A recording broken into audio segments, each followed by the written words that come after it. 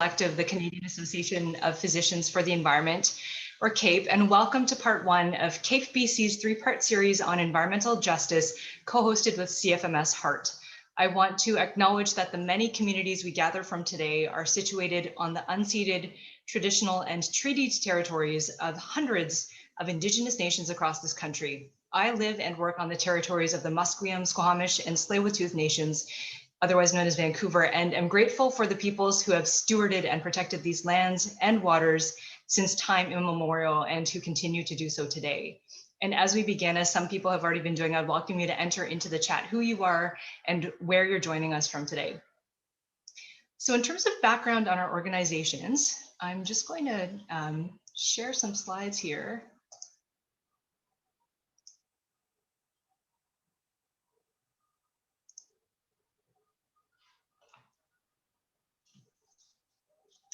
So the Canadian Association of Physicians for the Environment is a group of primarily physicians and health professionals whose mission is to better human health by protecting the planet. And we do this by engaging with government and media and doing research, running campaigns, and empowering health professionals to be advocates for healthier environments. And that's part of what this webinar series is all about. Celia, did you want to talk about what CFMS-HEART does? Yes, of course. Thank you, Melissa. So hi, everybody. Thank you all for joining us. My name is Celia. I'm a third-year medical student at the University of Calgary. Alongside the amazing Owen Liu, I am the co-chair of Health in the Environment Adaptive Response Task Force, or HEART, which is a body within the Canadian Federation of Medical Students Association. HEART was founded in 2016 to coordinate advocacy efforts among Canadian medical students regarding current issues in environmental health and climate change. At HEART, we spend our time working to integrate planetary health into Canadian medical school curricula, supporting students across Canada in greening healthcare initiatives, and as well as advocating for climate action and planetary health policies that put the health of Canadians first. One area that HEART is aiming to do better at this year specifically is environmental justice. Not only is climate change disproportionately impacting Indigenous and marginalized communities in Canada, climate solutions will continue to fall short if Indigenous wisdom is not considered in every step of the way. So I'm so grateful to be here, and thank you all for attending. So our overall goal for this webinar series is not only to raise awareness about how unhealthy and unjust policies and pollution are putting the lives of people in Canada at risk, but also to inspire action to change them. And it's particularly exciting for me as a racialized woman in the environmental movement to see that this movement is beginning to listen, as it always should have, to the voices of people who have been ignored and marginalized for too long. So our topic today is environmental racism in Canada, where we'll be discussing the legacy of how environmental racism threatens the health of Black and Indigenous communities within Canada, and learning how to advocate for justice. And we are honored to have two incredible speakers with us today, Dr. Ingrid Waldron and Dr. Ojistoh. And we know that a lot of you will have questions as they speak, so we'd encourage you to write them in the Q&A section so we can keep track of them. Dr. Ingrid Waldron is an associate professor in the Faculty of Health at Dalhousie University, the team co-lead of the Improving the Health of People of African Descent Flagship at the Healthy Populations Institute at Dalhousie, founder and executive director of the Environmental Noxiousness, Racial Inequities and Community Health Project, or the ENRICH project, and the co-founder of the National Anti-Environmental Racism Coalition. The ENRICH project was launched in 2012 to investigate and document the socioeconomic, political, and health effects of environmental racism in African, Nova Scotia, and Mi'kmaq communities in Nova Scotia, Canada. The ENRICH project formed the basis to Dr. Waldron's first book, There's Something in the Water: Environmental Racism in Indigenous and Black Communities, which was turned into a 2020 Netflix documentary of the same name and was co-produced by Dr. Waldron, actor Elliot Page, Ian Daniel, and Julia Sanderson. Dr. Waldron, let's welcome Dr. Waldron to the talk.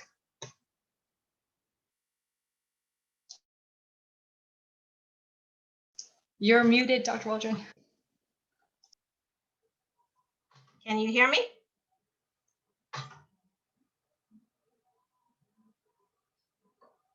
Can you hear me? Yes, we can. Thank you. Okay. Once again, thanks for having me. here. I'm very excited to be here. So creativity, partnerships, impact. Over the past several years, those three words have described my goals as a professor and researcher at Dalhousie University. While creativity and impact were always objectives I wanted to achieve in my work before I became a university professor, I struggled to come up with ideas that I thought were creative, outside the box, or left of center. I had long admired people who were great at devising innovative and creative ideas, approaches, and tools to address and solve real-world problems, and wanted to make similar contributions. My desire to create real change in communities through creative and innovative ideas was bolstered by a colleague and a television program. It was the executive director of a community-based organization I was employed at in Toronto in 2007, before I moved to Halifax, who impressed me the most. I had often found myself in awe at the ease with which he was able to come up with creative and left of center services and initiatives that were not only innovative, but also addressed real world challenges for communities that were struggling with income insecurity and poverty, food insecurity, poor health outcomes, and challenges accessing opportunities to start and grow businesses. My desire to create real change in marginalized communities through creativity, partnerships, and impact grew even stronger while I was watching the CNN series Black in America in 2010. The show highlighted change makers in the African American community who were leading innovative and impactful projects and initiatives that resulted in real change in African American communities. I became even more passionate and committed to doing the same, but continue to struggle to find one or more projects that would allow me to realize this goal. 2 years later, in spring 2012, that opportunity landed at my feet when I was approached by an environmental activist to conduct a project on environmental racism in Mi'kmaq and African Nova Scotian communities, a topic I was unfamiliar with and consequently was hesitant to take on. I was hesitant because of my lack of knowledge in the area and because as a sociologist, I did not think I had the right educational background to lead a project on that topic. I assumed that a project on environmental racism could only be effectively led by an environmental scientist or a water expert. When I hesitantly agreed to lead the project, it was because it would allow me to work with marginalized communities and because I realized after reading a few articles that it had significant implications for health. As a researcher with expertise around marginalized communities and health, I recognized that I could make a contribution to the topic of environmental racism. In the fall of 2012, I took the first steps in developing the project, which became the Environmental Noxiousness, Racial Inequities, and Community Health Project, or the ENRICH Project. The ENRICH Project is a collaborative, interdisciplinary, multi-sectoral, community-based research project that is investigating and addressing the social, economic, political, and health effects of environmental racism in rural Mi'kmaq and African Nova Scotian communities across Nova Scotia. The ENRICH project has been successful in engaging a multidisciplinary team that includes Indigenous and African Nova Scotian community members, public health and other government officials, environmental organizations and other NGOs, and professors, researchers, and students in health, sociology, law, environmental science, environmental studies, community health, planning, and political science. But before I continue, I want to kind of address this question that I often get, which is, what is environmental racism? How do we define it? Well, this is how James Desmond, a longtime environmental activist from the African Nova Scotian community of Lincolnville, defined environmental racism at a workshop I held in that community back in 2013. He says the practice has been locating industrial waste sites next to African Nova Scotian, Native and poor white communities, communities that don't have a base to fight back. You ask if that's environmental racism? It's environmental racism to its core. Across Canada, environmental chaos has had negative social, political, and health effects in Indigenous and Black communities over the past at least 70 years. What you see here is Doreen Bernard, one of the grassroots grandmothers who's leading various initiatives to challenge the placement of a toxic site in her community. Her community is Sabaganagati First Nation. And it's her community, as well as several other communities, that has been opposing the development by Alton Gas of a brine discharge pipeline near the Shubenacadie River, which would allow natural gas to be stored in underground salt caverns near the river. Concerns have long been raised about the harmful impacts of such a project on the community's health and well-being. There's also Pictou Landing First Nation, which you might have heard about. They had a major achievement in January of last year when the pulp mill was finally closed down. Northern Pulp Mill built a pipeline that had been dumping wastewater into Boat Harbor and Pictou Landing First Nation since 1967. A decision was made by Stephen McNeil last year. Sorry, not last year, but it was actually in 2019, at the end of 2019, to close down the mill on January 31st, 2020, which, as I mentioned, did happen. And we're hearing a lot about Wet'suwet'en First Nation in British Columbia. The hereditary chiefs of the Wet'suwet'en Nation have come out against the Coastal GasLink pipeline, which seeks to transport liquefied natural gas from Northeast BC to a terminal on the coast near the town of Kitimat. Mass demonstrations, sit-ins, and blockades have gripped parts of Canada over the movement to support the leaders of the Indigenous nations who are opposed to this multi-billion-dollar pipeline project in BC. There's also Amdinwang First Nation in or near Sarnia, Ontario's Chemical Valley, and they've long had concerns about air pollution from industrial facilities in the area, such as oil refineries, power generating stations, and landfills. Chemical Valley is Canada's largest petrochemical complex, grouping over 60 petrochemical facilities within a 25 square kilometer area. High rates of cancer, respiratory illness, and reproductive health issues have long been concerns of the community. When we go to the African Nova Scotian communities, they're about, I don't know how much you know about African Nova Scotians, but they are a historical Black community, the oldest Black community in Canada. They've been in Nova Scotia for 300 years, and Africville is the most historic example of environmental racism, but also gentrification in an African Nova Scotian community. So perhaps no other African Nova Scotian community has served as a more classic example and symbol of both gentrification and environmental racism than Africville. In 1965, the city of Halifax had embarked on an urban renewal campaign resulting in the expropriation or forcible displacement of its residents, resulting in the area becoming the host for a number of environmental and social hazards, such as a fertilizer plant, a slaughterhouse, a tar factory, a stone and coal crushing plant, a cotton factory, a prison, 3 systems of railway tracks, and an open dump. Here's Lincolnville. You saw a photo of James Desmond earlier. This is his community. Lincolnville has had a first and second generation landfill since 1974. The first one was put there in 1974. The second one was put on top of the first generation landfill in 2006. And like many of these other communities, they have real concerns about cancer and respiratory illness. They would say that increasing rates of cancer since the first generation landfill was cited there. There's also Shelburne. This is Louise DeLille's community. You might have seen Louise in the film. This is another African Nova Scotian community that has long been concerned about high rates of cancer, specifically multiple myeloma. They have, I believe, one of the highest rates of multiple myeloma in Nova Scotia. And this landfill was placed there in 1943, and everything went into that landfill, syringes and medical waste, etc. So they call it the Shelburne Town Dump, although it's a landfill, but they say it's not a landfill, it's a dump. And when I first met with Louise at the end of 2015, I was kind of stunned when she said to me that about 95% of the people in her community has cancer.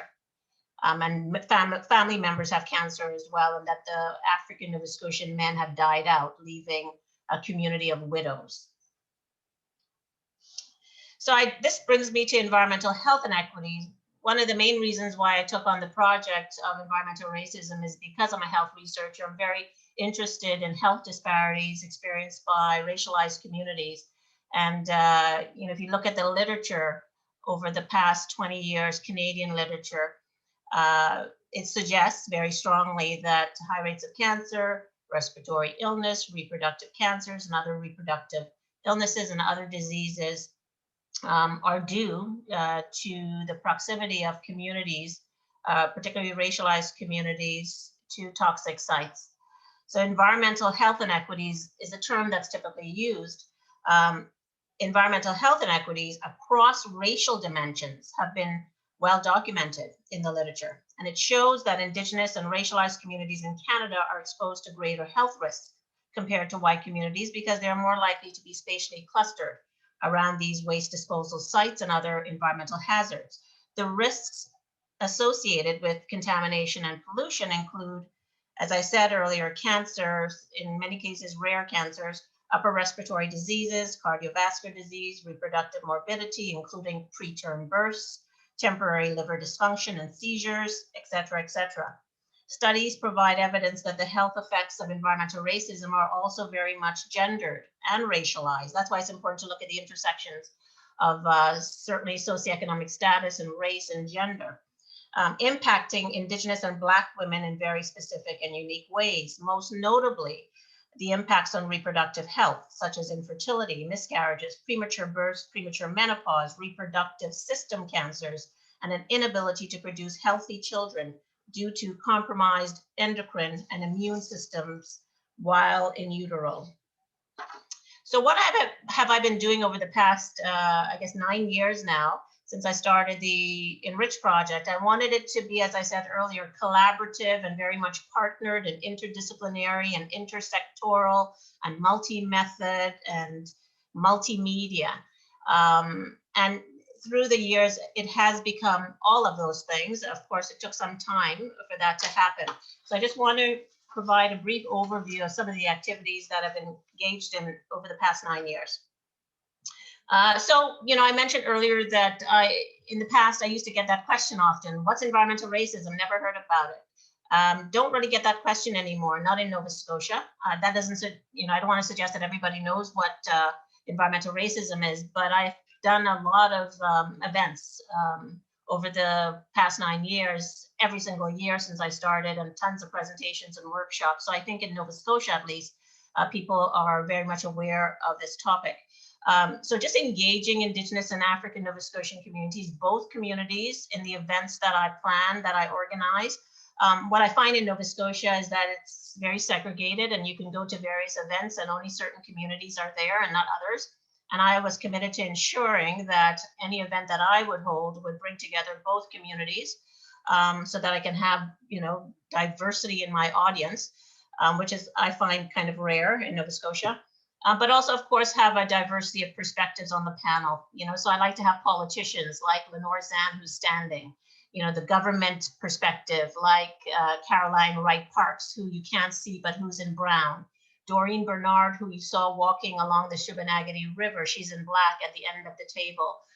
Mary Desmond in blue at the center, no relation to James Desmond, whose photo you saw earlier, but she's in Lincolnville and she's an activist. And then right at the end in green, you've got Lynn Jones, who's a noted social activist. So I continue to do this because I know that there's always a need to create awareness. And when you create awareness, people are more empathic around the issue. And when people are more empathic around an issue, they're more likely to take action.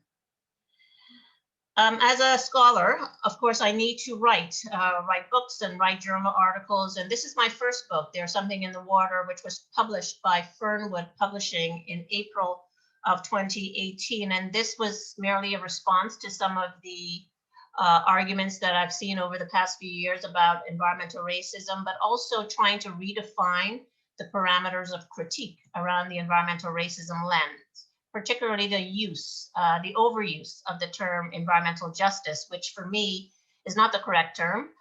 Environmental justice is what we want to achieve, but environmental racism is the condition. And we can't decide, what the tools are to achieve environmental racism unless we talk about environmental racism, which is the condition. So you guys are doctors. Environmental racism is the condition, it's the diagnosis. Environmental justice includes the tools that you would use to address environmental racism. So I find this problematic in the Canadian literature, this refusal or hesitance to use the term race and to talk about it and to name it and say it's environmental racism, instead using the term environmental justice to obscure the centrality of race in this particular issue. So that's one of the main arguments I take up in the book, as well as kind of looking at the history of grassroots resistance among Indigenous and Black communities over the years. Obviously, the work that I'm doing it on their backs. So I wanted to provide a bit of a journey of successes and disappointments that these communities have experienced over the years. Of course, I wanted to talk about health. So I have a whole chapter on environmental health inequities, et cetera, et cetera. So this was an important book for me to kind of condense the scholarship, the Canadian scholarship, in one place with respect to environmental racism in both communities. That was also important to me. This is a mapping project that was done by my research assistant for the ENRICH project. This is on my website. You have one layer for Indigenous communities or Mi'kmaq communities in Nova Scotia and another layer for African Nova Scotian communities. This was really important because it actually maps the location of Mi'kmaq and African Nova Scotian communities across Nova Scotia. So people can actually see that these communities truly are near to landfills and pulp and paper mills.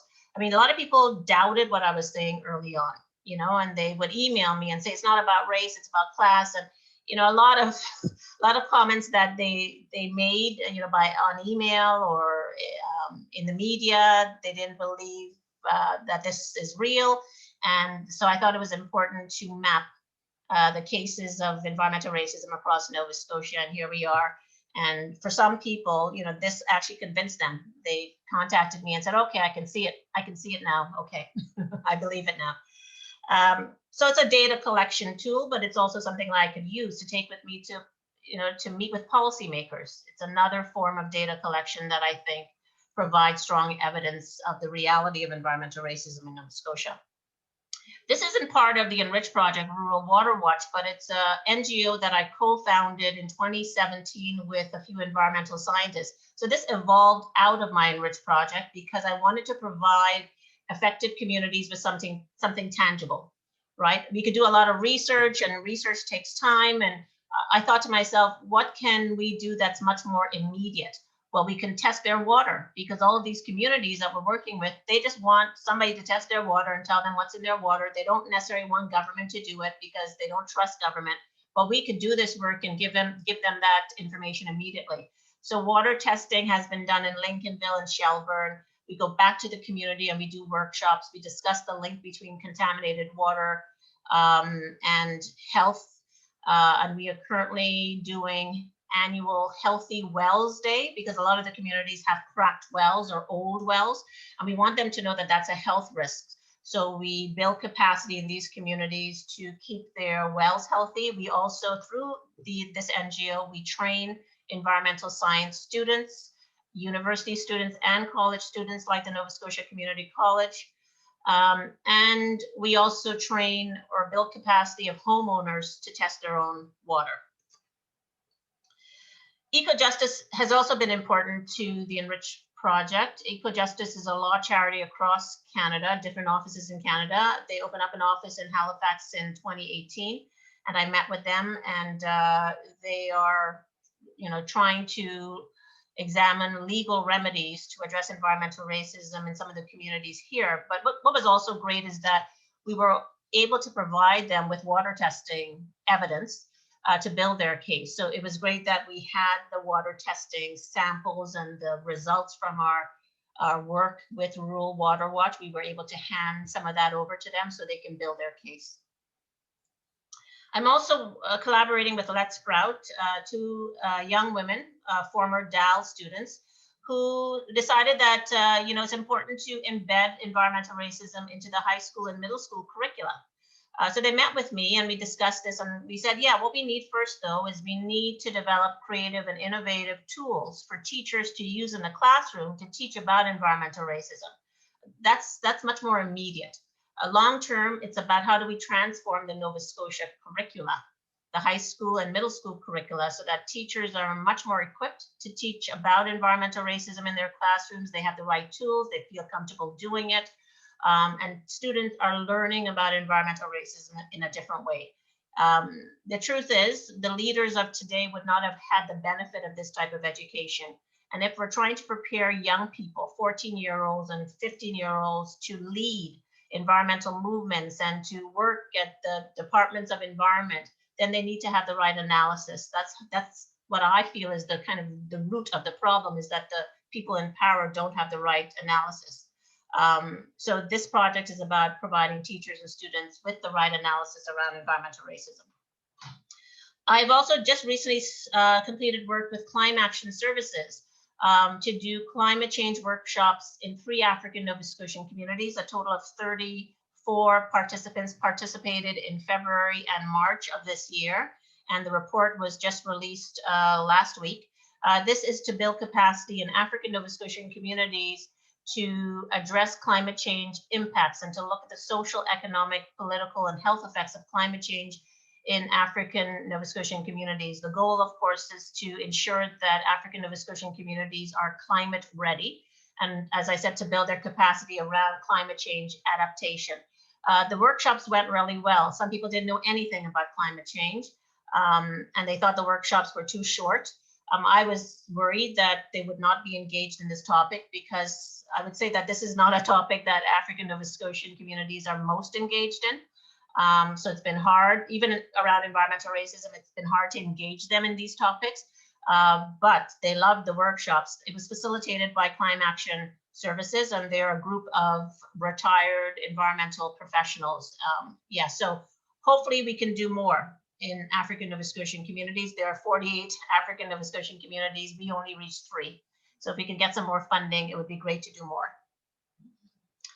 I train students, of course, and what I've noticed over the years is how interdisciplinary environmental racism is, because on my research teams, I have students and faculty from geography and sociology and environmental science and environmental studies and planning and medicine and political science. I've recognized throughout this project that everyone has a stake in the issue of environmental racism, but through a different perspective. So it has been really thrilling for me to be able to connect with faculty and students in diverse disciplines and to learn from them. Multimedia is really important. This is about raising awareness, certainly, and I try to do it in multiple ways. Of course, social media, traditional media, podcasts, chats. I try to make use of everything in order to kind of build capacity in communities, to teach, to promote, and to create awareness. So this is something, once again, like my community engagement events, I will continue to do, because there's always somebody who's never heard of environmental racism across Canada. And here is Elliot Page. So this was particularly exciting. When I woke up one morning and I went to my Twitter page, I noticed actor Elliot Page following me, didn't understand why me, I said to myself, and I realized a few weeks later that it was indeed Elliot Page. Reached out, DM'd him, thanked him for promoting my book and the project and for supporting the communities. We connected late 2018 and early 2019, the second time with members of the Grassroots Grandmothers. And we eventually decided that a 70-minute film would be ideal. It would be a great way to reach a wide audience. We didn't know that it was going to go to TIFF, which it did. We just got in by the deadline, almost. Well, not really, but we were allowed in. Because somebody's friends with somebody. Yeah, so it was screened September 9th of 2019. This was so much fun. One of the best times of my life, running around to different media outlets and giving interviews to international media. So, we talk often in academia about knowledge mobilizing. This was the kind of highest form of knowledge mobilizing. Time Magazine, Los Angeles Times, et cetera, many of the magazines, outlets that I read. We were able to speak with them about this particular topic and raise even more awareness. And then it went to Netflix. And of course, this is even greater knowledge mobilization because, I heard from people around the world who have been inspired by the women in the film. You know, that's been really kind of touching to me, how inspired people have been, looking at Louise and Doreen and all the women in the film. This has been truly a gift to be able to have the movie streaming on Netflix. That's been since March 29th of last year. What's also exciting for me is the bill that I helped develop in 2015 as a Nova Scotia private member's bill on environmental racism, never became legislation. Lenore Zan reached out to me in February of last year, and she said, I want to put it forward as a national strategy, a federal bill. And I said, yep, that's great, because we know that there are, you know, many Indigenous communities across Canada that are dealing with pipelines, et cetera, et cetera. So of course, a national strategy is best. It's not simply confined to one province. So the first reading happened on February 26th. The second reading, it went to second reading December 8th of last year. And then the second hour of that debate was held on March 23rd of this year. And surprisingly, it was approved. This is the first time ever. It's gone to second reading. It went to second reading when it was a provincial Nova Scotia bill back in 2015, but it wasn't approved. So this for me is a big achievement. It's a small achievement in many ways because it's not legislation yet, but it's a big achievement for me because Lenore and I have been working on this since 2015 January. So it's right now at committee. I believe it's, yes, committee. And I'm actually going to be speaking with Lenore Zan on Wednesday about this bill. Lenore invited me to talk about it to the Environment Committee.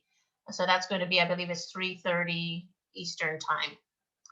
I also formed late last year a national coalition to address environmental racism with a partner in Toronto, Naolo Charles. He reached out to me in the summer of last year and he said, I know what you're doing in Nova Scotia. I love what you're doing, but have you ever thought about making it national? I said, I always wanted the ENRICH project to be national, but it just wasn't the right time. And we decided to form a national coalition, which has brought together over 50 different organizations in the environment and climate sector areas across Canada, including the David Suzuki Foundation and Environmental Defense, et cetera, et cetera.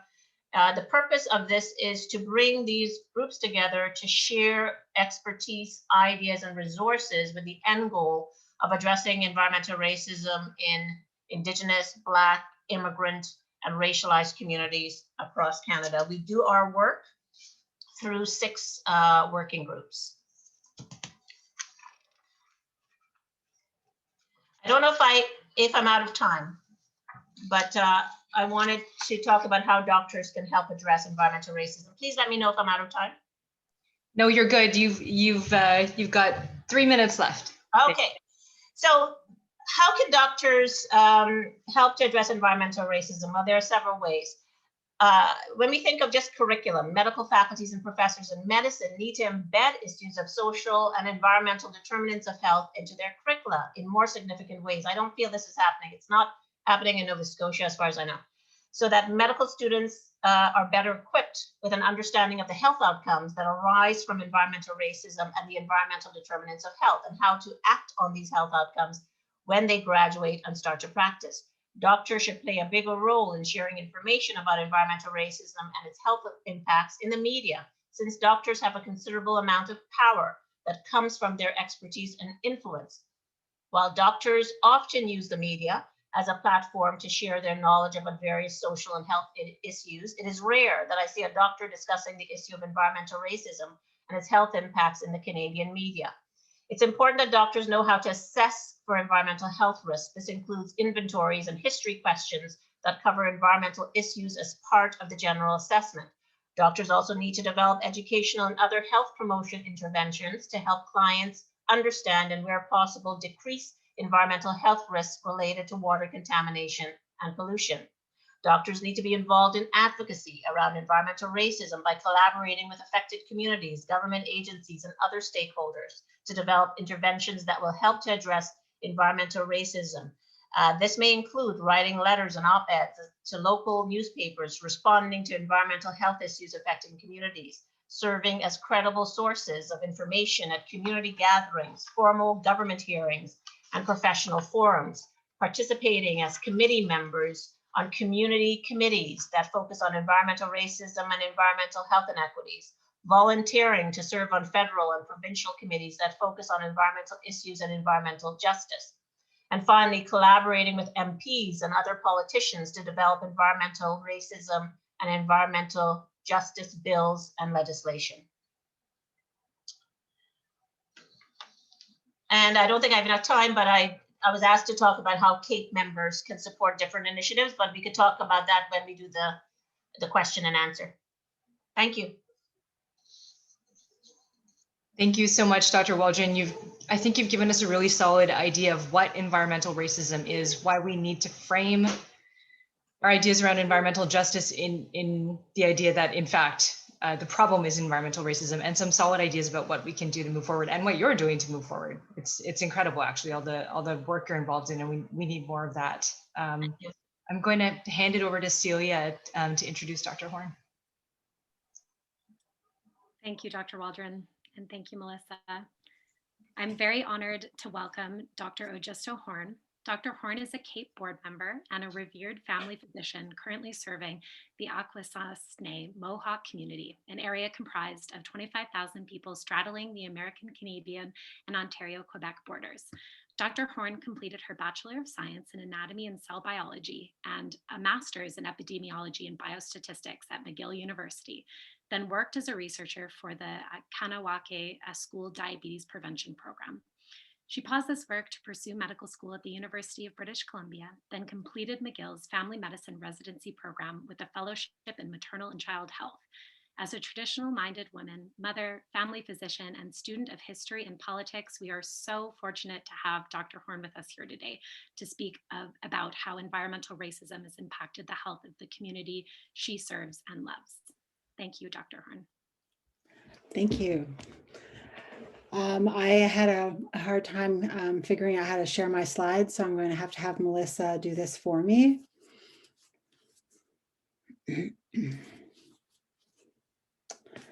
Okay, so everybody can see that slide, I imagine. So, Gwe, my name is Ojistoh Gonowalke Horn.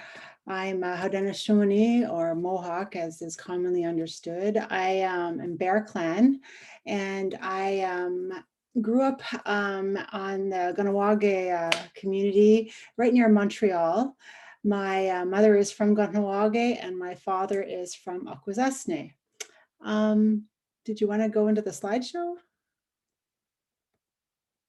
There you go. Okay. And so, yeah, so I wanted to talk today about, actually, I spend a lot of time trying to figure out what are the roots of whatever is happening right now. I'm very much a family doctor, a community doctor, a person who is interested in history and, of course, culture. So this is a picture of my mom 50 years ago. That's me in the corner. And it's a big rock in Gonowalke, and somebody had painted, this is Indian land, and this rock was there for a very long time. I think something happened to it and they repainted a different rock. But the reason why I wanted to mention this is because, you know, we really are these, we really do all come from backgrounds that are really, really varied, and we are all, you know, going through time, and eventually we're going to meet up at some point where we all are going to have to think about the same thing, and that is the health of the planet, the health of the earth. And so I have spent a lot of time thinking about this, and so I will talk today about three particular communities that I'm very, very passionate about. That's Gonowalke, where I grew up, my mom's reserve, my father's reserve, which is Akwesasne, and then a community that I've been working with closely called Grassy Narrows in Northern Ontario. So if you can switch the slide, please. So before we do back in our communities, before we carry on, we usually have to start with setting our minds into one spot. Every time we walk into a meeting or any kind of gathering, we carry with us all of the baggage from whatever happened at home, or if you stubbed your toe, or, you know, somebody said something to you, and you're carrying a conversation in your mind. And so when you are at at a meeting, you may not be, you know, right there. And also the focus of what you're going to discuss is not always explicit. So I'd like to just say a few words, and these are the Ahondo Gardiwadekwa. The Ahondo Gardiwadekwa is a very long speech. I'm going to be very, very short. And basically it's to remind us as human beings of our place in the world inside nature. So we would typically start with, well, agwego, hello everybody. Agwego skana ganjokwa would be hello. So with the huntsios, skani gari westa, nekadi ne ahando gari wadekwa, angoano headstone. Ungwesun agwego skana agahage, dideg with the wardi and nekanta huntsage, the wanderdo. Tonio duhak neogwani gurda. So I've said, hello, everybody. We're going to bring our minds together and we're going to think today about this one thing. We're going to first think about the people, and we are all moving about this land and we are all doing our thing, but we always have to keep in mind that we need to get along with each other. We have to have peace. We also have to think about the earth, our mother, and how she has provided everything for us. And so we have been able to live comfortably here. It hasn't been easy, but right now we definitely live comfortably. Agwego anskonde de wat wet nunino wat ne goro dan de tinu hura ne gahne gardonio ne edi sego yunkiat de ganhas ne edi sego I'm sorry, I'm suddenly nervous because I realized what I'm doing. I'm speaking to a lot of people. What we do is we think about the water and the importance of the water, how when we're really thirsty, it quenches our breath. And when we're speaking, it quenches our mouth and it allows words to come out clearly. And it also, in actual, it comes from the four winds, the directions. And what it does is it washes away all the bad things and it brings it away from us. Unfortunately, now we have a big problem with the oceans, which have collected all of this bad things, and we have problems with the health of our waters in the ocean. I should also mention we also think about the waters that we were developed in, that being the amniotic fluid, the first waters, and the waters in our tears and our blood, and in the rivulets and the waters on the dew every morning, the waters in the brooks and the streams and the rivers and the salt water and the fresh water and just all the water. It is really what life is. It's the most important. It's so important. We have to think about and so this goes on and on and on. And we think about the Ojistoh, which would be the bugs, the small things that we can't see, and how important they are to regenerate the earth and to recycle things and to bring things back to their component parts. But also the things that we can't see that can hurt us, like right now we're going through COVID and being exposed to things that we don't understand and our bodies haven't seen before. But we really do have to recognize that they're part of the earth and that we have to figure out how to get along with it. We bring our minds, we think about the fish, the no-legged, like the snakes, the other two-leggeds, like the chimpanzees, the other apes, the four-legged, the animals. We think about the grasses, right now we're going through planting, we're getting ready for planting season. So we have the seeds, we have the roots, and some of the roots that we will grind up into medicines that help us and nourish us.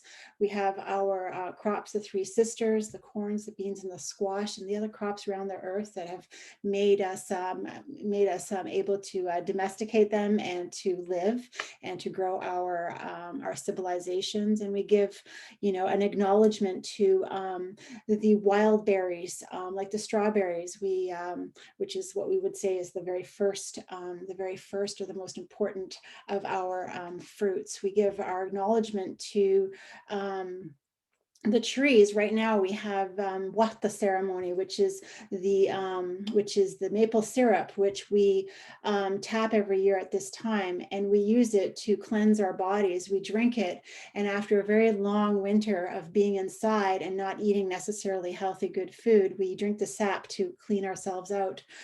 We give our minds and think about the birds who provide provide us, we hear their voices and their songs, and we know that they are still here. And that at that moment in the middle of the morning when they wake up, just as the light is switched on from night to light, that is a really sacred time where we pay attention and have really good thoughts, especially if we have prayers that we really want to be heard. That's the best time to say that. And that's at the same time as the birds wake up. And we give our minds, we think about the four winds, the four directions, the waters that they bring. And most recently, we heard the first thunder, where the thunder woke up the earth to let everything start up again with the new season.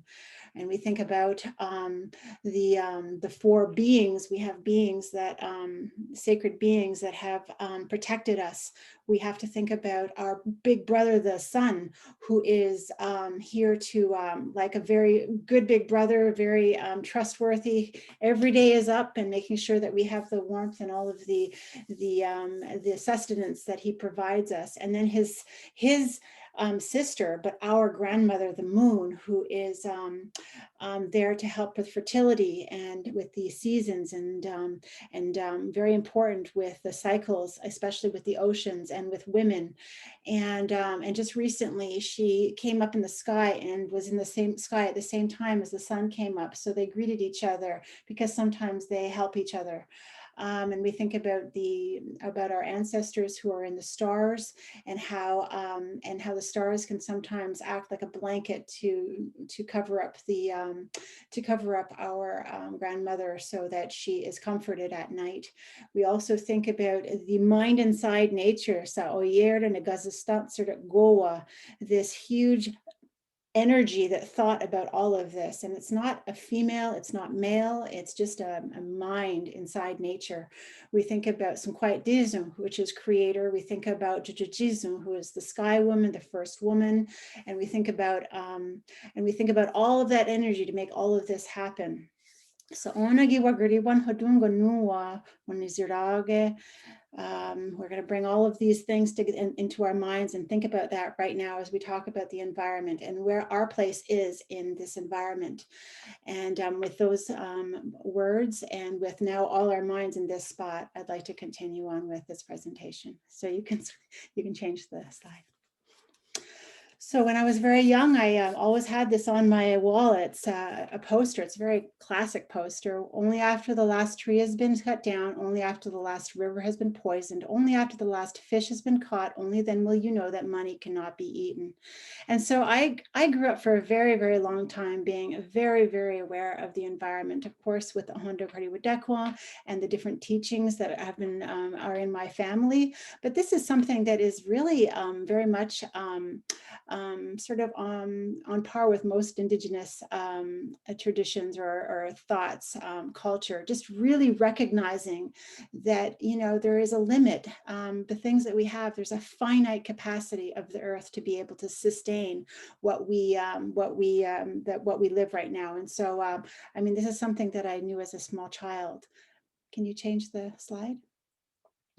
And the reason I'm here today is I wanted to talk about a few specific points. I want to talk about the Indian Act very quickly, the Environmental Protection Act of 1999. I want to talk a little bit about the Idle No More movement of 2012. And I want to talk specifically about things that happen in Gonowalke, Akwesasne, and Grassy Narrows. And I want to talk for a few moments about the focus for physicians. But most importantly, I want to tell you about this basket. So in our, family doctors, we are specifically capable of taking care of people in all parts of the life cycle. So that would be conception, birth, childhood, adolescence, adulthood, and motherhood, fatherhood, menopause, andropause, and of course, death. And so for every single part of the life cycle, we have a different basket that commemorates that change in the life cycle. So we have ceremonies that are there to remind us of the changes that are happening in our bodies and in our minds, our emotions, our spirit at those really important junctures in our life. And so right now, I have gone from the point where I would be a mother with my great big basket full of all the things that you have as a mom, the big mom bag, which has everything in it. And I had to empty it out. And now I'm putting all my medicines in it. That's all my knowledge, all the things that I've learned over the course of my life. My children are grown up now and they've, university. I have 6 kids and they're all doing, and I've learned a lot from being their mother. And so I've been really concentrating on them. And now that they have grown, now I can start to think about my medicine basket. And so now I'm filling it up with knowledge. And one of the most important parts of this stage in my life is that I'm supposed to teach. I'm supposed to become an elder, and I'm supposed to teach about all of the reflections that I've had and all of the people that I've met, and put it all together in a bundle and be able to present it. And so that is why I have spent a lot of time thinking about the things that I'll share with you today. You can change the slide. So we all know about the British North American Act in 1867, and we know, John A. Macdonald, and, they had in this act described, the federal government and the different provinces and the territory, well, not at that time, but, and gave different mandates for each level of government, including municipalities. And so everything was very evenly divided. But one thing that was sort of set apart was how to deal with Indigenous people. Well, at the time we call them Indians, we're Indians. And so this is an Indian Act. And so the term Indian is actually a political definition. And so that's why a lot of Indians will still use Indians, because it's a legal definition, I should say. And it's because there are rights that are part of it. Now, the Indian Act, it has so many different parts to it. But one of the most important parts is the intention of it. And what it was to be able to define who we were. So we no longer had the ability to define our citizenship. It now became the Canadian or the Crown that defined us. And it also was a way, it said, you know what, we're going to make all these treaties, and these treaties, these agreements exist between you and the Crown, and they will exist as long as one Indian of at least 50% blood walks on that land. And when that ceases to happen, then the land is no longer yours, and it is now Canada or the Crown's. And so that was set the stage for all of the assimilation policies that happened, in which there was we were identified as being 50% or more. And there was all these ways that you could lose your status if you went to school, if you became a lawyer, if you went and was in the army, if you bought something like a piece of land, you would be enfranchised and you would lose your status. And so that was the way that they took away our numbers. But then they also put us on reserves, and those reserves were never ever meant to be places that we could thrive and that we could live and we could carry on the way that we had for time immemorial. Those were places that were so inhospitable that we would eventually give up and leave and go to the city. And so then eventually there would be no more of us, and Canada would have all the land and go carry on with the way that they had envisioned land proprietorship 150 years ago or whatever. So that's the basis for why it's so important to understand why these structural things continue to exist, because it all has to do with the land. Could you change the slide?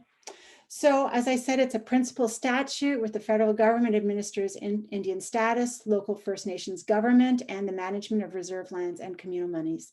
You can change the next. In 1999, we had the Canadian Environmental Protection Act. It's an act respecting pollution, prevention, and protection of the environment and human health in order to contribute to sustainable development. So the thing that I always was very surprised about was this whole, was to contribute to sustainable development. It was always about development of the natural resources. And I was like, why can't we just leave it and let it just be? But no, it's all about the development, because Canada is a natural resource extraction economy. That's that's how Canada was formed, and that's how it continues to be, to manage on its economy. So the federal act, so the CEPA is a federal act. It's enforced by the provinces and the territories, but there's a huge regulatory gap because it doesn't cover those lands that are crown lands and those on which Indians live on, like the reserves. And so there's this, so it doesn't, so there's no way to enforce regulatory policies or laws as defined in the CEPA on our communities and usually surrounding them. And that is one of the reasons why we have so many big industries right beside our reserves, because there's no environmental protection, or it's very hard. It's not, certainly not something that you can depend on based on the CEPA. Can you turn the next slide? So the question, are there environmental or human health issues of concern to First Nations that are not being addressed, including, for example, the management of waste, in particular hazardous waste on reserve lands, increased methyl mercury levels caused by the creation of hydroelectric dams, the cleanup of contaminated sites, the cumulative impacts of chemicals in the environment, and the rates of cancers in First Nation people and animals, fish and birds. So does this act actually take care of all these things? And I would argue absolutely not. In 2012, 4 women came together. They were talking about this new omnibus bill that was going to be passed by Stephen Harper. And in there was a whole bunch of bills, and they were going to lump them all together and sign them off. And one particular part of that bill had to do with the protection of water. So the way that that from what I understand, I'm a doctor. I am a community member. I would love to have a long conversation. If I'm saying anything wrong, please let me know. But from what I understood is that the waters are protected, not just the primary tributaries into the main oceans like the Arctic, the Pacific, and the Atlantic, but also the secondary tributaries.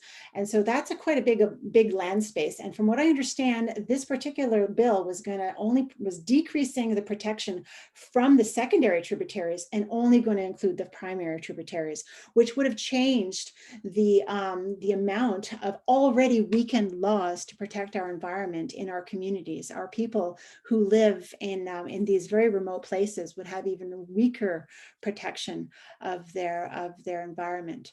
The other thing too was very concerning is that there's a lot of people who have a lot of, in our communities, who have a lot of need. We don't have a lot of economic viability. And the easiest thing to do is to have some private land, which is still Crown land, but, and then allow an industry to come on and dump or do something to the land without having to go through the same amount of rigorous checks and balances that you would have to do if you were anywhere else. And so we were very concerned about that. Oh, you can change the next slide.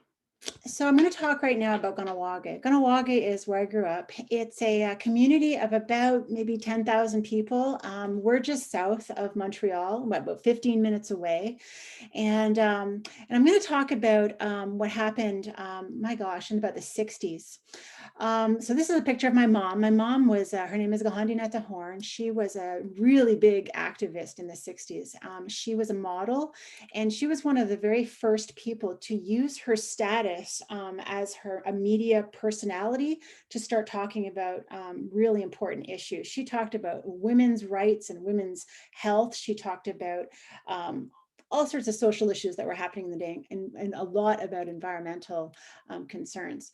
So the one I want to talk to you about is we had this this family in our community in Gonowalke who went and allowed the dumping of 33 municipalities from around Montreal, and including Montreal, to dump in our tiny little 4 or 5 by 5 kilometer community, and to dump their stuff onto their land in the community.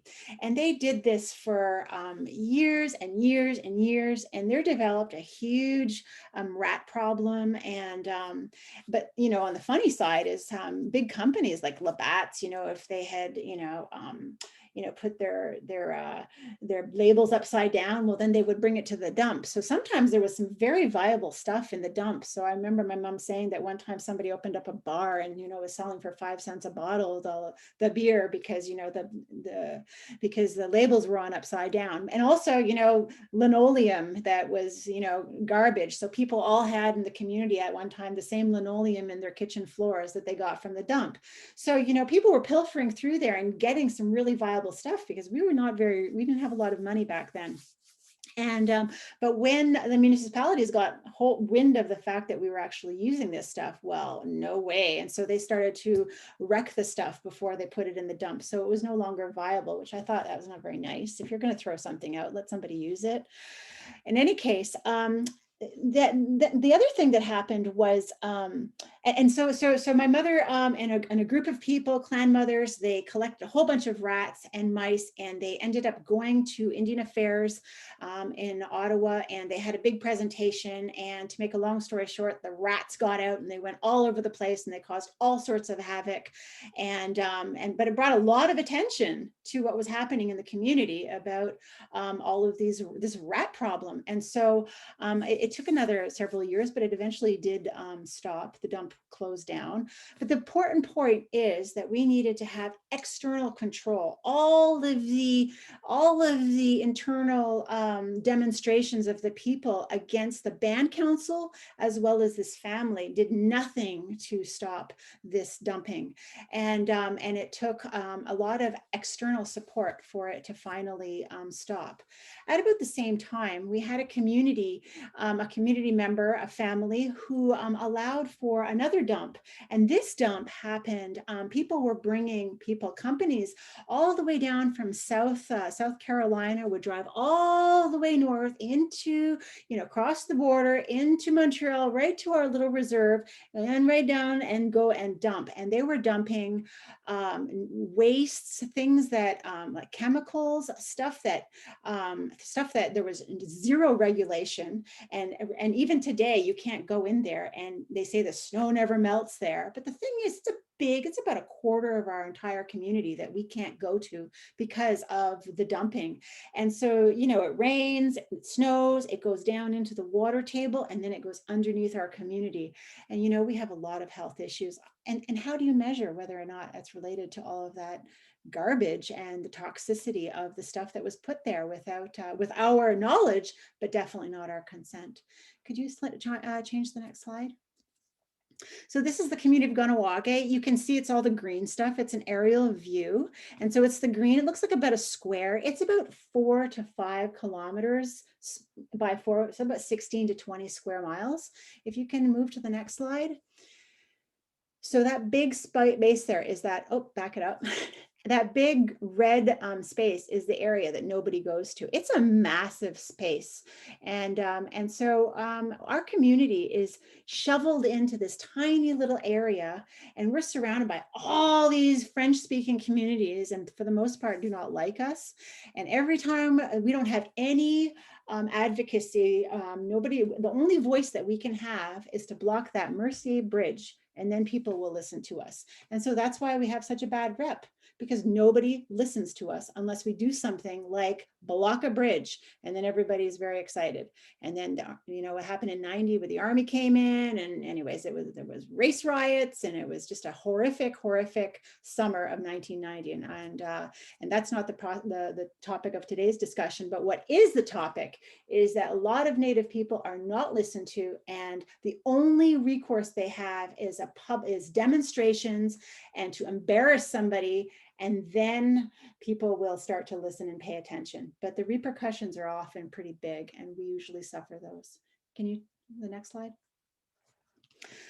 Ganyat-Darawanano is the big waterway, the St. Lawrence River, and it's a female river. It has a spirit, and it passes by Gonowalke, but it also passes by Akwesasne, which is the land where the partridge drums. You can see down below, I have a satellite view. You can see the Ottawa River, and it heads up to Montreal, and below it you see the St. Lawrence River come up, and of course it goes off into the St. Lawrence River. You can see Lake Champlain that goes straight down to New York City. We were in the perfect position where the French, the English, the Dutch, and then later Canada, Quebec, the United States, we're right where they all meet. And sure enough, today we have all three jurisdictions in our community.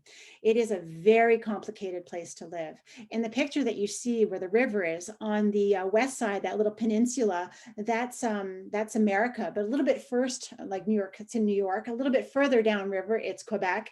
And of course, on the left-hand side, that's Ontario. And I work there as a family doctor carrying a Ontario and a Quebec medical license. I don't yet have a New York State license. Maybe that'll be something I'll do in the future, but it's a very complicated place to work. The next slide, please.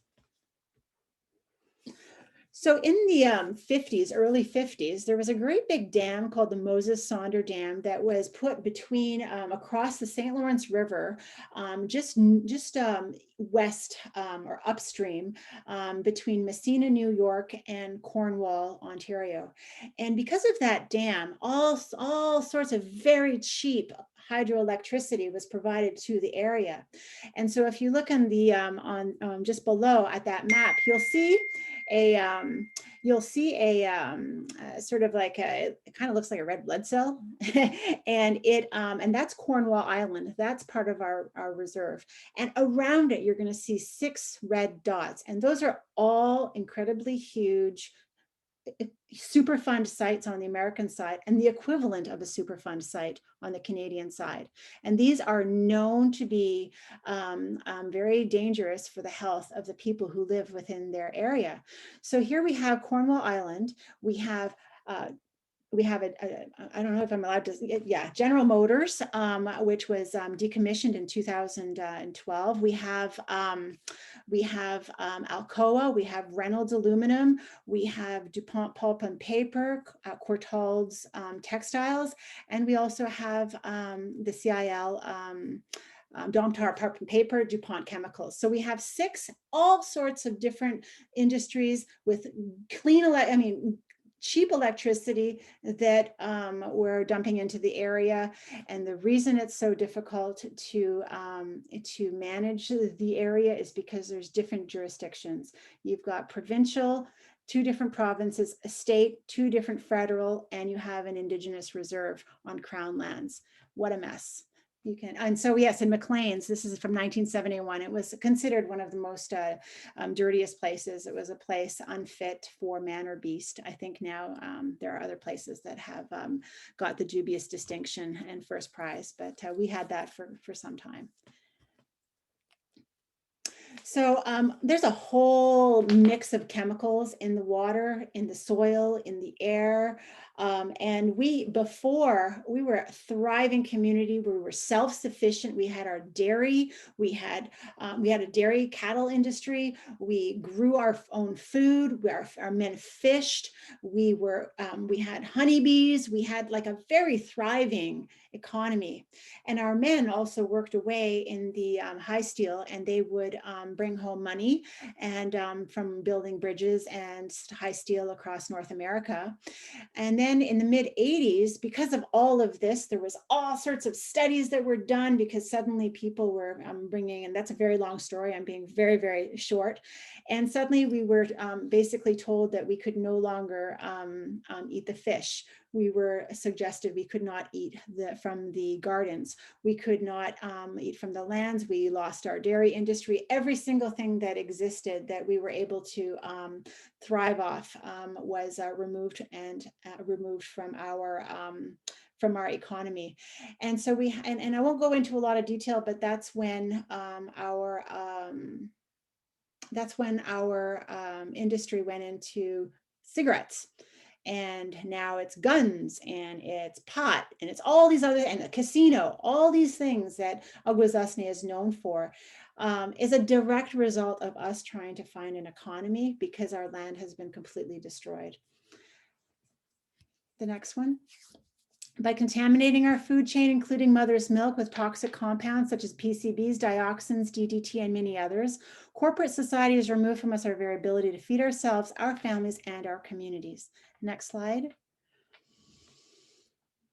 Exposure to toxic contaminants in the environment, the air, water, soils, local food, fish, wildlife, and mother's milk has resulted in a rapidly changing epidemiology among Native people.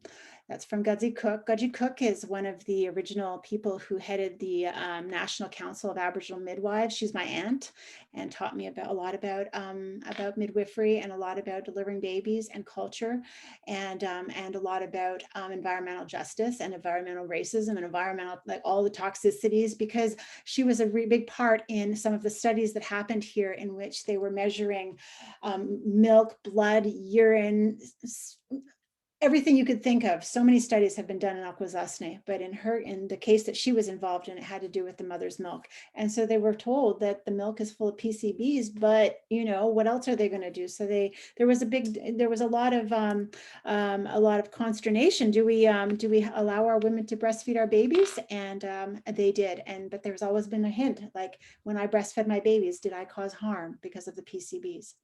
Next slide, please. So recently I've been working for about 2 years up in a place called Grassy Narrows. Grassy Narrows is a community in northwestern Ontario. And back in the 70s, in Dryden, there was a pulp and paper mill which dumped tons and tons of inorganic mercury into the water, and Grassy Narrows happens to be in this water, within that water table. And even today, if you put your hand into the water, you can still feel the mercury on the rocks 200 kilometers away from the original dump site. And there has been a persistent, pervasive prenatal, childhood, young adult, and adulthood level of mercury exposure. The people there used to be like completely, didn't have welfare. Everybody was working, everybody was eating fish, everybody was very healthy.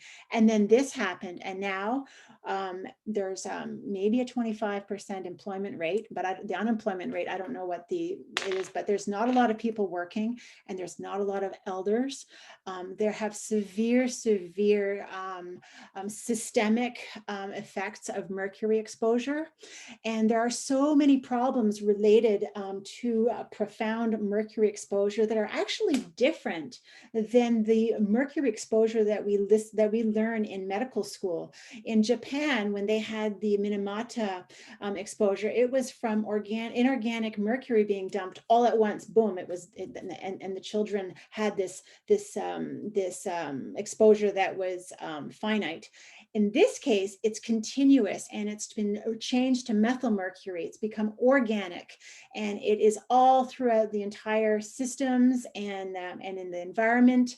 And so the people have profound neurological effects that are very different from Minamata disease. And when they go to the hospitals, for instance, it'll affect their dorsal columns of their spinal cord, and it makes them look like they're intoxicated. So you have a little bit of alcohol, and you look like you're very, very intoxicated. So the people are misread. They are not treated well. There's a lot of victim blaming about their diabetes because it's felt to be related. And the reason I'm bringing this up is I'm up there with a group with Donna Mergler, who is at the University of Montreal. And what we're doing is a very, very comprehensive evaluation of the effects of mercury on the people in this community to come up with a different set of signs and symptoms so that we can help the people be able to be accepted with the Disability Review Board, in which right now they use the criteria from the Minamata study from Japan, and they don't use criteria that are based on the exposures here. And so a lot of people who have profound neurological symptoms get denied disability because they don't meet those criteria. And so what we're doing is trying to change those criteria that reflect the situation in Grassy Narrows so more people can get disability because they can't work. And more importantly, we want to help them build a center for physical therapy, occupational therapy, but also a palliative care center, because they have a very, very, they need a place to die, and right now they can't die at home. So it's a very sad situation, but they have, with the help of Judy De Silva, the woman in the top corner. She's a nurse from there, and I asked her permission if I could speak about what's happening in Grassy Narrows, and she agreed for me to talk. And I said, what is it that I could tell doctors about what's going on in your community? And she said she would really want to talk about something like a passport, or something in which when a patient from Grassy or somewhere else shows up to the hospital, that is part of their risk factor profile. It's part of their diagnosis, or the way that a diagnosis is made. It's not something that people just ignore, because it is such a profound problem there, and it's not understood. We don't learn about it in medical school, and it's causing harm to these people. Particularly because they can't get monies to be able to take care of their children who have autism and all of the other neurological issues that are existing because of this. Please, the next slide. So one of the things I saw in the UBC, in the Trek magazine, it said all of the big environmental battles have ever been involved were led by First Nations. And it's true. We are right there on the land. We're not going anywhere. We've been there from time immemorial. We have profound observational history, and we know what has changed. And we have been speaking about changes for a very, very long time. The people of the Inuit from up north have been speaking about what's going on up there for such a long time, and we're only now listening. And so sometimes nobody listens unless we go and we put up a demonstration. And so some of the biggest demonstrations that you have seen over the past 2 decades, 3 decades, 4 decades are all about the environment, especially, I mean, when you're talking about Indigenous people. I wanted to highlight these 4 women: Jessica Gordon, Sylvia, Nora Wilson, and Sheila McLean. Sylvia McAdams, that's it. And these women were the Idle No More people who started Idle No More, based on talking to each other, going on Facebook and sending the information out. A lot like what Ingrid Waldron is talking about. It doesn't take incredible degrees to get on board and to start to make change. And these 4 women started an incredible movement among Indigenous people for knowledge seeking and capacity, and getting the confidence to be able to speak out. And so these are the types of people that we don't often hear about, but really, really, we need to follow their examples. The next slide, please. This is the last slide. So, you know, as I said, I work in Akwesasne. I have a lot of patients. I have a lot of people who are in their 40s, 50s, 60s. These were the children who, before we knew that the environment was really, really sick, these are the children who, you know, put like took the stuff from the GM plant and put it on themselves and pretended they were mud men. And, you know, these are the ones today who are coming in with, you know, neurological symptoms. They've got diabetes. They've got really weird neuropathy, and cancers and autoimmune diseases, and the type of internal medicine that I see as a family doctor is profound. And I know that it's related to the historical exposures that I've described in my community. And I think as doctors, as medical students, like Ingrid said, we really, really need to start talking about this, because diabetes is not just about what you eat and how much activity you get, and movement disorders are not just about alcohol. You know, these are not things that only we are responsible for harming ourselves. It's actually an environmental thing, and it's based on history. It's based on the laws. It's based on the economic forces that help create this. And I'm hoping now that we're all having this discussion, that in the future we'll be a lot better humans, and we'll be able to look towards humanity and trying to help our Earth so that we can all thrive for the future. So thank you very much. Thank you so much, Dr. Horn. That was, yeah, just such a beautiful, personal yet educational account of some examples of environmental racism in Canada. And I know as a medical student, I think it's insane that we aren't learning this in school, because this directly ties to the health of the people that we're being trained to serve. So thank you so much. I think we're gonna get to the questions now. We'll I think start. Yeah, I just wanted to highlight a bit of what CAPE is doing, I guess, and what we can do now, because I think we've heard such kind of stirring and infuriating, I think, like I was almost shaking at some points listening, to both speakers about what's happening in terms of environmental racism in Canada. And I think a lot of us want to think, you've told us what we can do, but we think like, how do we start, right? It's such a huge problem. And I just want to highlight some of the things that CAPE is doing. So during each of the webinars, we want to highlight a facet of CAPE's work and how physicians and health professionals and others can get involved to make change. And so I think we've talked about Bill C-230, the environmental racism bill, but I think I also want to discuss what Dr. Horn mentioned in terms of CAPE's work on modernizing the CEPA. So in their September 2020 throne speech, the federal government committed to modernizing the CEPA, but without any clear timeline. And with the possible federal election coming in the next few months, there's a real risk that CEPA reform won't happen this election cycle. So since September, Dr. Anjali Helferty, our former toxics director and now interim executive director, has been spearheading CAPE's work on CEPA along with other environmental organizations by mobilizing members to meet with their MPs, letter writing campaigns and writing op-eds. And we're proud to announce actually that tomorrow on Monday, the government is finally introducing its bill to modernize CEPA. So keep an eye out for communications from CAPE and our new toxics campaign coordinator, Dr. Jane MacArthur, about how to work with us to ensure that CEPA is strengthened and modernized in a way that protects everyone who lives in Canada fairly. And so we can move to the questions now. Thanks, Celia. Of course, thank you so much for highlighting that important reform. That is much overdue. Okay, we'll start off with the first question. This is for Dr. Waldron. This is from Angie. She says, "Hi, Dr. Waldron, thank you for your presentation. I was wondering if you could clarify the difference between a landfill and a dump. Is there more pollution and contamination of groundwater, etc., with one or the other?"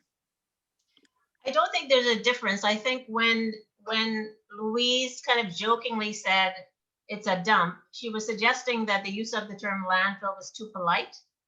I could be wrong. I'm not an environmental scientist, but people use the terms interchangeably: waste sites, waste dump, landfill. And landfill is the more scientific term. And I think for Louise, that's just too polite. She said it's a dump, So that's how I understood it. But somebody can correct me. Somebody who's an environmental scientist could correct me if I'm wrong. Don't know. Okay, and there's a question here from Andrea Hull about sharing environmental racism teaching tools and packages. So maybe we can chat about that afterwards and see if there are things that we can share with the people who attended. From Larry Barzilai, he says to Ingrid, "I'm amazed that you would have to test water privately and that you couldn't ask a government authority to do this. Is this an ongoing problem?" So in Nova Scotia, I'm not sure about the rest of Canada, homeowners are responsible for testing their own water. So yes, so at Rural Water Watch, we do this work at no cost. I should say, however, that we were surprised that we actually received funding from Nova Scotia Environment, because of course they're the source of many of the problems. But the president of Rural Water Watch, Fran Bonner, who's a hydrogeologist, has a relationship with somebody there because he used to work at Nova Scotia Environment. And she liked the work that we were doing and suggested that we put a proposal in for some funding. So they're actually quite happy to support us, to provide us with funding. But in Nova Scotia, I don't know about other parts of Canada, you are responsible for your own water testing.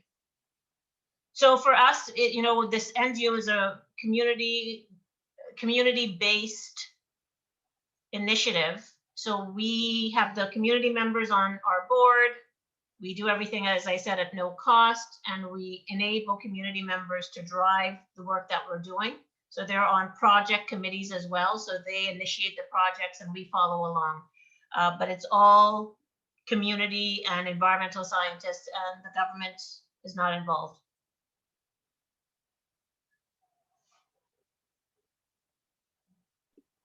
Okay, Wonderful. Thank you, Dr. Waldron. The next question is, what is the name of the natural or national association Dr. Waldron mentioned? I think you mentioned a few, but potentially you know what this is getting at.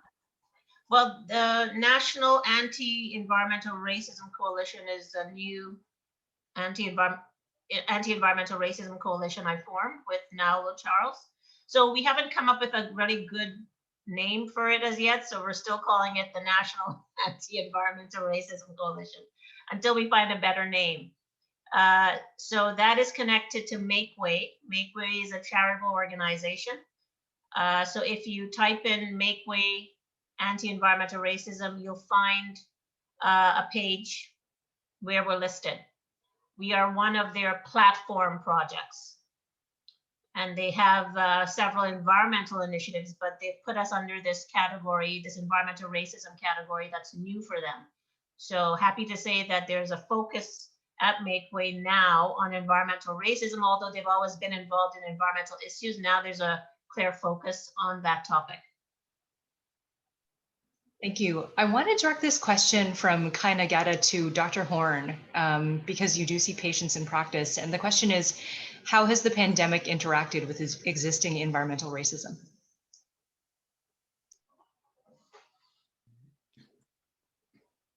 So one of the things that I didn't describe as much as I really wanted to was the impact of studies, the impact of research. We always, we sometimes forget about how scary research can be. And when people descended over and over into the community wearing hazmat suits and coming in and testing the breast milk and the blood and the urine and the soil and the water, you know, people became really, really afraid of the earth. And they stopped doing everything. So there was like this complete reversal on engaging with the land. In fact, men stopped fishing and all of that cultural stuff just disappeared. All of that transmission of culture was gone within one generation. And so, and I feel the studies did a disservice. I really feel that that it caused harm. Maybe they had good intentions, but that the way that the information was disseminated caused regular people to be afraid of the earth. Now, what happened with COVID is that we recognized that we're kind of on our own. And so we started all throughout the community, people started planting again. People started really looking at the advisory, the fish advisory, and going other places to fish. People started to re-engage with the land again that they hadn't done in a very long time. En masse, it became a topic of discussion. So in fact, what COVID did was made us remember, which was, I think, probably one of the most beautiful things that that I could have imagined.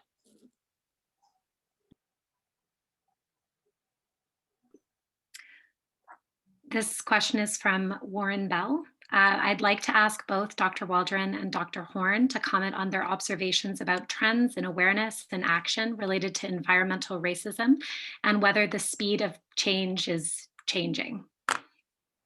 Maybe we'll start with Dr. Horn.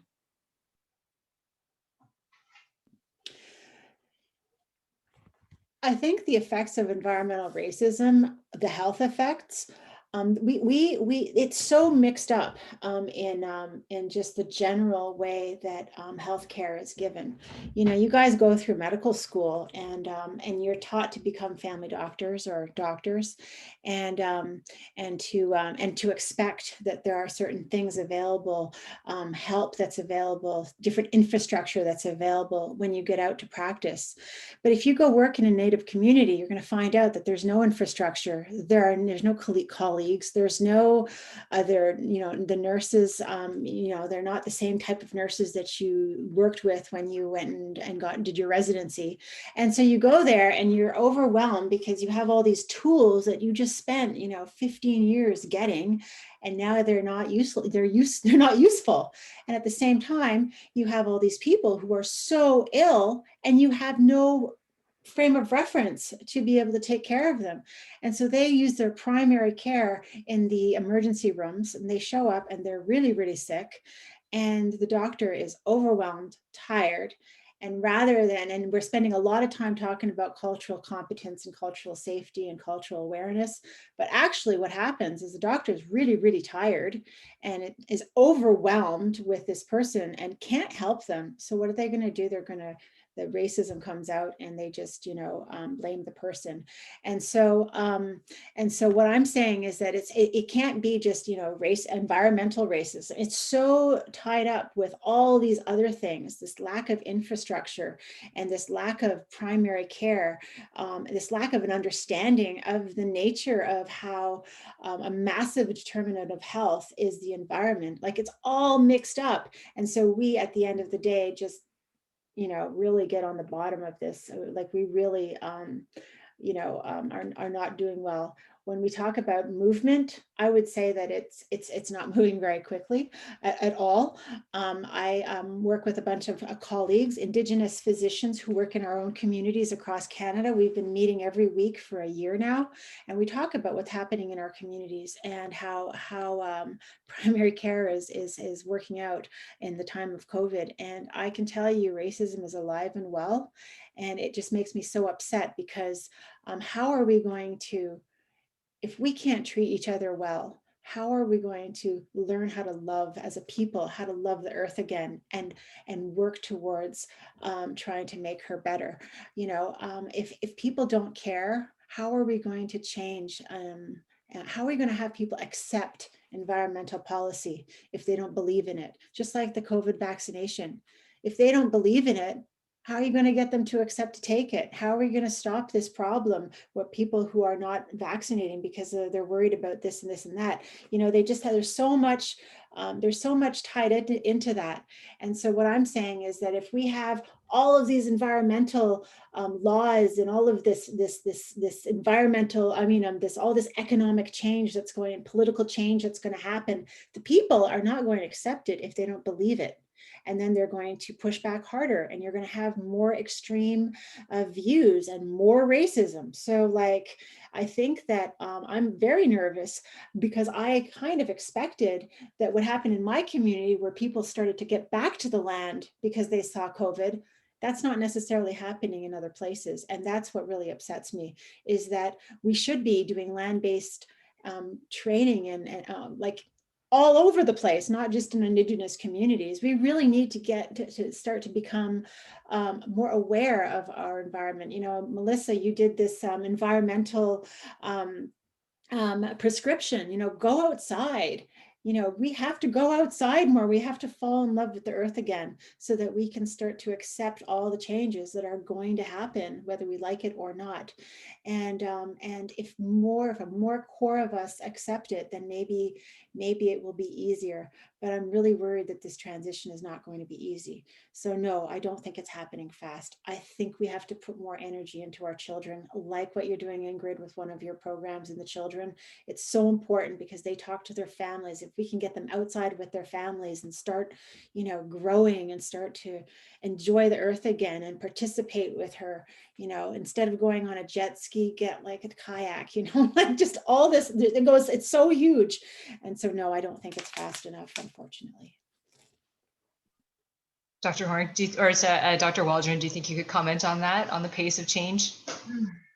I mean, it's changing, but yes, it's very slow. I think I was really naive when I came on board this topic in 2012. I thought, just get a bill and everything's going to happen really quickly. And now I look back at the environmental activist that I know and the one who actually handed this project to me, and I realize how tough it is. I remember him saying to me, "Oh, I don't think anything is going to happen, but here's the project, do it." And I thought, boy, isn't he cynical, But now I look back and I'm like, I understood what he meant. There are changes, though. I'm seeing it. For example, I would say in the past year, and I could give CAPE as an example. I have been asked to speak at events that are only about environmental racism. Like, that wasn't happening before. I would be asked to speak at events on health, climate change, social justice, racism, but they would ask me to speak about environmental racism. And now I'm seeing, people are reaching out to me saying, we're planning an event on environmental racism. Another topic they used to invite me, was sustainability, right? Which I have problems with that term. But now it's environmental racism specifically, like CAPE. I don't know if CAPE has ever had a talk on environmental. So I'm seeing that change, that people are much more aware of the term and very interested in the topic. I've seen that over the past year. I feel like, unfortunately, not that it's not important, climate change is very important. I know it's the issue of the day, but I find that sometimes climate change discussions obscure the issue of environmental racism, or it's used interchangeably. So people will ask me to speak at a climate change event, and I assume they want to hear about environmental racism, then they start throwing out questions about climate change. So it's almost like environmental racism is some type of add-on. However, with the individuals who are focused on climate justice, I feel that those individuals are much more interested in hearing about environmental racism. So I feel like there are a lot of talks happening now and a focus on climate justice and how it disproportionately impacts certain communities. And it's much easier then to kind of bring along the topic of environmental racism because it's also about disproportionality.